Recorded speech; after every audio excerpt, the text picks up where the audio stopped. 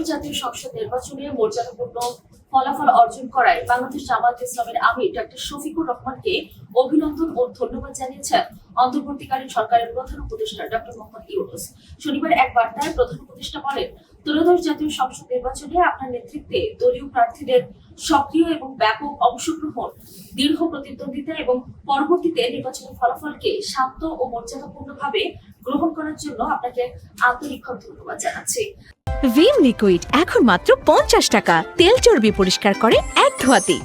জামাত আমিরের ভূমিকার প্রশংসা করে তিনি বলেন, নির্বাচনী প্রচার পর্ব থেকে শুরু করে ফলাফল ঘোষণার পরবর্তী সময় পর্যন্ত আপনার রাজনৈতিক শিষ্টাচার, সংযম, দায়িত্বশীল বক্তব্য এবং কর্মীদের প্রতি শান্তিপূর্ণ আচরণের আহ্বান দেশের সামগ্রিক পরিস্থিতিকে স্থিতিশীল রাখায় বিশেষ ভূমিকা রেখেছে। অন্তর্বর্তীকালীন সরকার দায়িত্ব পালনকালে জামাত যে গঠনমূলক সমর্থন, পরামর্শ এবং সহযোগিতা প্রদান করেছে তার জন্য বিশেষভাবে ধন্যবাদ জানান প্রধান উপদেষ্টা।